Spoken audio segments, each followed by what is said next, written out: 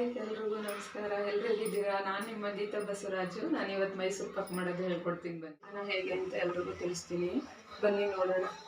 ಮೊದಲಿಗೆ ಸ್ಟವ್ ಹಚ್ಚಿ ನಾನು ಇಡ್ತಾ ಇದ್ದೀನಿ. ಅಂದರೆ ಮಂದವಾಗಿರೋ ಪಾತ್ರೆ ಇಡಬೇಕು. ತೆಳು ಪಾತ್ರೆ ಇಟ್ಟರೆ ತಳ ಇಟ್ಬಿಡುತ್ತೆ.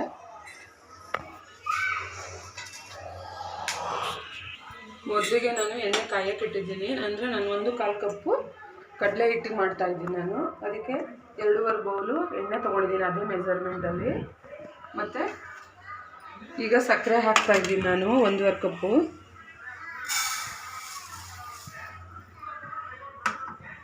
ಒಂದೂವರೆ ಬೌಲ್ ಸಕ್ಕರೆ ಹಾಕಿದ್ದೀನಿ. 1/4 ಕಪ್ಪು ನೀರು ಹಾಕ್ತಾಯಿದ್ದೀನಿ ಸಕ್ಕರೆ ಕರಗೋಕ್ಕೆ.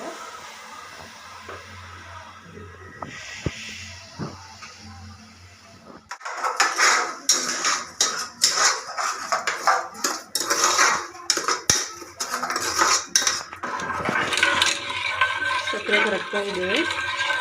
ಒಂದೆಳೆ ಪಾಕ ಬರೋ ಥರ ಬರಬೇಕು. ಆಮೇಲೆ ಕಡಲೆ ಹಿಟ್ಟು ಹಾಕೋಣ. ಸಕ್ಕರೆ ಕರಗಲಿ. ಸ್ವಲ್ಪ ಕರಗಿದ ನಂತರ ಕಡಲೆ ಹಿಟ್ಟು ಹಾಕೋಣ. ಕಡಲೆ ಹಿಟ್ಟನ್ನ ಜರಡಿ ಮಾಡಿ ಇಟ್ಕೊಂಡಿದ್ದೀನಿ. 1.5 ಕಪ್ ಕಡಲೆ ಹಿಟ್ಟು ತೊಗೊಂಡಿದ್ದೀನಿ. ಕಡಲೆ ಹಿಟ್ಟು ಜರಡಿ ಮಾಡೇ ತೊಗೋಬೇಕು, ಯಾಕಂದರೆ ಹಂಗೆ ಹಾಕಿದ್ರೆ ಗಂಟು ಥರ ಇರುತ್ತೆ. ಅವಾಗ ಅಲ್ಲಿ ಗಂಟಾಗ್ಬಿಡುತ್ತೆ. ನೀಟಾಗಿ ನೋಡಿ ಈ ಥರ ಪೌಡ್ರ್ ಥರ ಮಾಡ್ಕೋಬೇಕು. ಕೆಲವರು ಹುರಿದು ಮಾಡ್ತಾರೆ, ನಾನೇನು ಹುರಿಯಲ್ಲ, ಹಾಗೆ ಡೈರೆಕ್ಟಾಗಿ ಮಾಡ್ತಾಯಿದ್ದೀನಿ. ತುಂಬ ಚೆನ್ನಾಗಿರುತ್ತೆ ಮತ್ತು ಸಾಫ್ಟಾಗಿರುತ್ತೆ. ಹೊರಗಡೆ ಹೋಗಿ ತುಪ್ಪ ಎಲ್ಲ ಹಾಕಿರ್ತಾರೆ, ಅದೆಲ್ಲ ತಿನ್ನು ಒಬ್ರಿಗೆ ಅಂದರೆ ಆ ಥರ ತುಪ್ಪ, ಅಂಗಡಿ ತುಪ್ಪ ಒಬ್ರಿಗೆ ಅಡ್ಜಸ್ಟ್ ಆಗಲ್ಲ. ನಾನು ಅಡುಗೆ ಎಣ್ಣೆಲೆ ಯಾವ ಥರ ಮಾಡೋದು ಅನ್ನೋ ವಿಧಾನದಲ್ಲಿ ತೋರಿಸ್ತಾ ಇದ್ದೀನಿ. ಮಾಡ್ಕೊಳ್ಳಿ, ಮನೇಲಿ ಎಲ್ರಿಗೂ ಇಷ್ಟ ಆಗುತ್ತೆ. ಆಮೇಲೆ ಮೈಸೂರು ಪಾಕ್ ತಿನ್ನಬೇಕಂದ್ರೆ ನಾವು ಅಡುಗೆ ಎಣ್ಣೆಲೇ ಮಾಡೋದು, ತುಪ್ಪ ಹಾಕಲ್ಲ.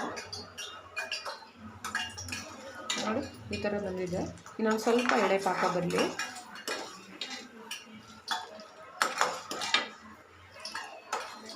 ಮಾಡ್ತಾ ಇದ್ದೀನಿ. ಕರೆಕ್ಟ್ ಆದ ಬಂದಿದೆ ಇದು. ಸಿಮ್ ಮಾಡ್ಕೊಳ್ಳಿ ಸ್ವಲ್ಪ. ಆ ಟೈಮಲ್ಲಿ ಸ್ವಲ್ಪ ಎಲ್ಲ ನೀಟಾಗಿ ಮಿಕ್ಸ್ ಮಾಡ್ಕೊಬೇಕಲ್ವ, ಅದಕ್ಕೋಸ್ಕರ.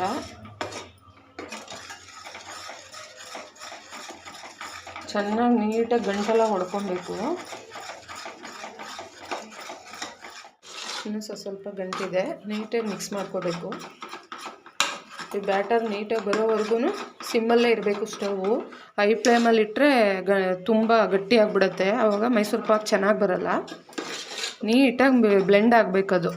ಒಂದು ಸ್ವಲ್ಪನೂ ಗಂಟೆಲ್ಲೂ ಇರಬಾರ್ದು.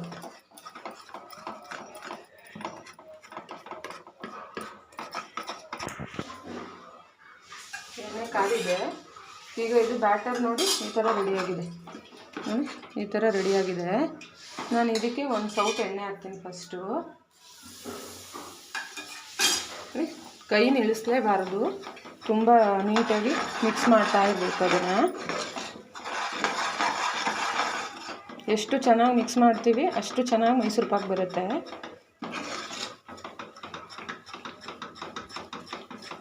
ಕೈಗೆ ಸುಡುತ್ತೆ ಮತ್ತು ಪಟಪಟನ ಹಾರ್ತಾ ಇರುತ್ತೆ. ಹುಷಾರಾಗಿ ಮಾಡಬೇಕು.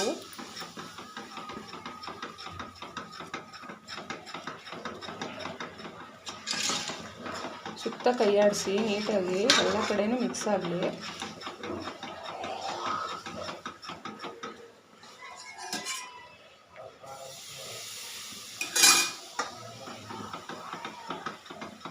ಮಾಡ್ತಾ ಇರಬೇಕು ಮತ್ತು ತಿರುಗ್ತಾ ಇರಬೇಕು. ಆಲ್ಮೋಸ್ಟ್ 3/4% ರೆಡಿ ಆಗ್ತಾಯಿದೆ. ನಾನು ಒಂದೊಂದು ಸೌಟ್ ಎಣ್ಣೆ ಹಾಕ್ಕೊತಾ ಇದ್ದರೆ ನೀಟಾಗಿ ಬರ್ತಾ ಇರುತ್ತೆ. ಮತ್ತು ಕೈ ಅಂತೂ ತುಂಬಾ ಪೇಯ್ನ್ ಆಗ್ತಾ ಇರುತ್ತೆ. ನಿಲ್ಲಿಸಿದ್ರೆ ಅಂತೂ ಹೋಯ್ತು ಮೈಸೂರು ಪಾಕು. ತುಂಬಾ ನೀಟಾಗಿ ಮಿಕ್ಸ್ ಮಾಡಬೇಕು. ಎಣ್ಣೆ ಮತ್ತು ಒಳಗಡೆ ಇರೋ ಕಡಲೆ ಹಿಟ್ಟೆಲ್ಲ ನೀಟಾಗಿ ಮಿಕ್ಸ್ ಆದರೆ ಚೆನ್ನಾಗಿರುತ್ತೆ. ನಾನು ಪುನಃ ಎಣ್ಣೆ ಹಾಕ್ತಾಯಿದ್ದೀನಿ, ಅದಕ್ಕಿನ್ನೂ ಎಣ್ಣೆ ಬೇಕು ನೋಡಿ.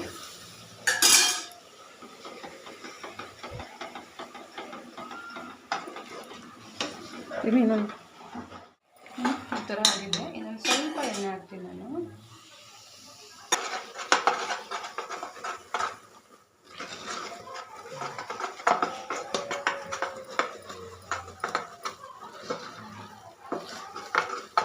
ನಿಮ್ಗೆ ಬೇಕು ಅಂದರೆ ಫುಡ್ ಕಲರ್ ಹಾಕೊಬೋದು.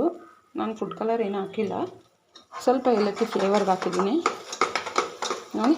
ರೆಡಿ ಆಗ್ತಾಯಿದೆ. ಈಗ ಸ್ವಲ್ಪ ತಳನೂ ಹಿಡಿದ್ಬಿಡುತ್ತೆ, ಬೇಗನೆ ಹುಷಾರಾಗಿ ಇದು ಮಾಡ್ಕೊಬೇಕು. ಕರೆಕ್ಟ್ ಅದ ಬಂದಿದೆ. ಈಗ ಗೂಡು ಥರ ಆಗಿದೆ. ಏನು ಚೆನ್ನಾಗಿ ನೋಡಿ. ಈಗ ತಟ್ಟೆಗೆ ಹಾಕೋಣ. ನಾನು ತುಪ್ಪ ಸವರಿ ಇಟ್ಕೊಂಡಿದ್ದೀನಿ. ಈಗ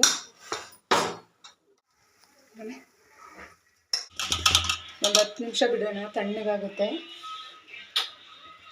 ಬಿಡೋಣ.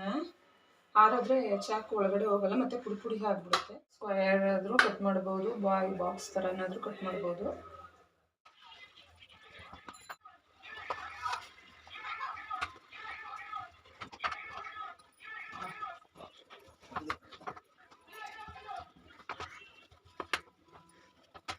ತೆಗೆದು ತೋರಿಸ್ತೀನಿ ಪೀಸ್ ಯಾವ ಥರ ಬಂದಿದೆ ಅಂತ.